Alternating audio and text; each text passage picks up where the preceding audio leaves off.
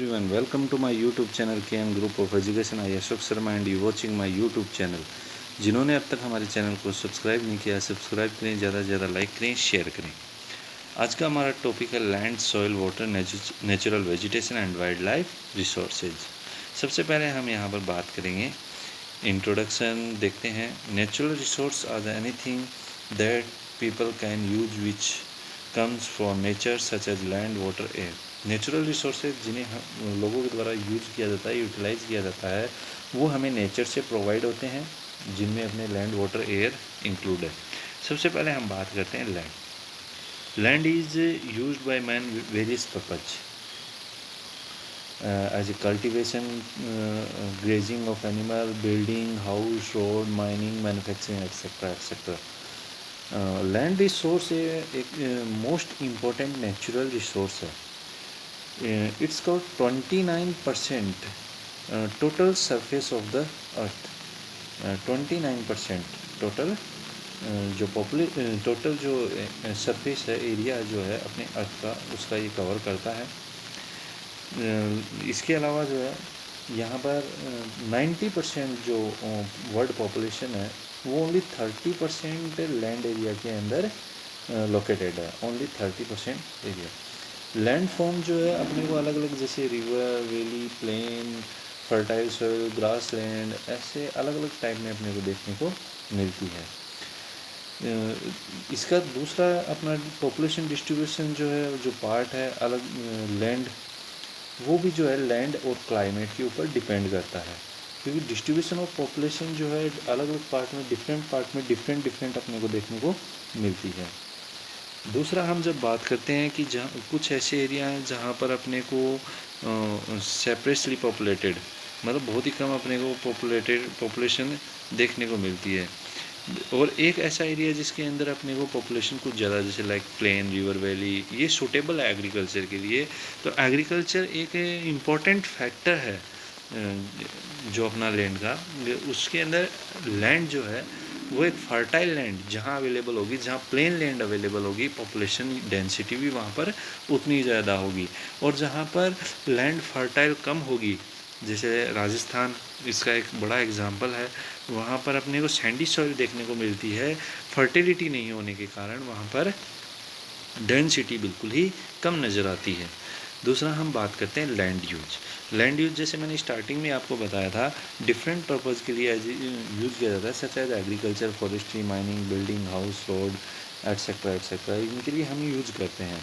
कुछ land form जो है, कुछ अपने फैक्टर हैं जो लैंड यूज को डिटरमाइन करते हैं, like topography, soil, climate, minerals, ये अपने इसको डिफाइन करते हैं लैंड यूज को।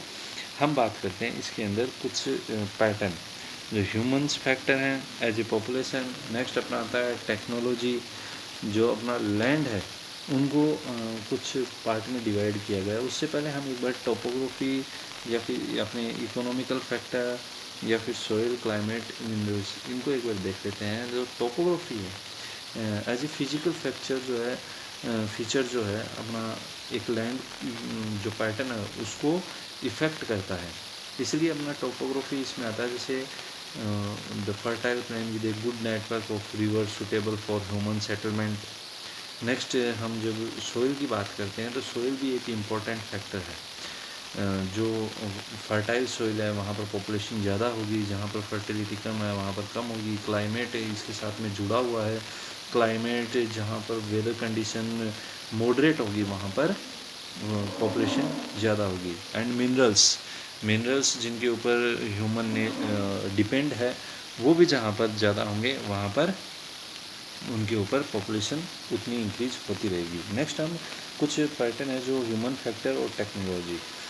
ह्यूमन फैक्टर के अंदर अपने इकोनॉमिकली और अदर फैक्टर इंक्लूड होते हैं, और टेक्नोलॉजी के अंदर the situation of human development also determine the nature and land use. मतलब जो अपने डेवलपमेंट से रिलेटेड, जो लैंड यूज को डेवलप्ड करके यूज करते हैं, वो फैक्टर इसमें इंक्लूड होते हैं टेक्नोलॉजी में। इकोनॉमिकली जहाँ पर अपने को लैंड के अंदर जो एक कोस्ट के रूप में यूटिलाइज किया जाता है, लाइक माइनिंग वर्क, इस इसके अलावा कुछ अदर फैक्टर हैं जिनको हम यूज़ कर सकते हैं इकोनॉमिकली फैक्टर में।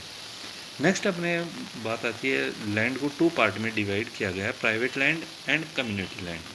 Private land is owned and used by an individual और only for personal purpose, and community land is owned and used by the community for collective purpose such as for storage of fruit, vegetable and food grain. Community land also known as common property land या common property resources। Next इसके अंदर जो अपन बात करते हैं population की जो जैसे डिमांड, क्योंकि डिमांड प्रेजेंट टाइम में इंक्रीज़ होती जा रही है, लेकिन लैंड जो है वो लिमिटेड है। इसके लिए हमें जो है यहाँ पर धीरे धीरे जो लैंड डिग्रेडेशन है या फिर एक तरीके से डिफॉरेस्टेशन एक्टिविटी जो भी बढ़ती जा रही है, क्योंकि कंस्ट्रक्चुअल एक्टिविटी जब बढ़ेंगी तो वहाँ पर जो है एग्रीकल्चर एक्टिविटी वगैरह जो है कम हो जाएंगी, फॉरेस्ट एक्टिविटी कम हो जाएंगी, और साथ में जो है कुछ एनवायरमेंटल थ्रेट्स भी हैं जैसे land degradation, landslide, soil erosion, deforestation, ये कुछ एनवायरमेंटल थ्रेट्स हैं। नेक्स्ट हम बात करते हैं कंजर्वेशन ऑफ लैंड रिसोर्सेज।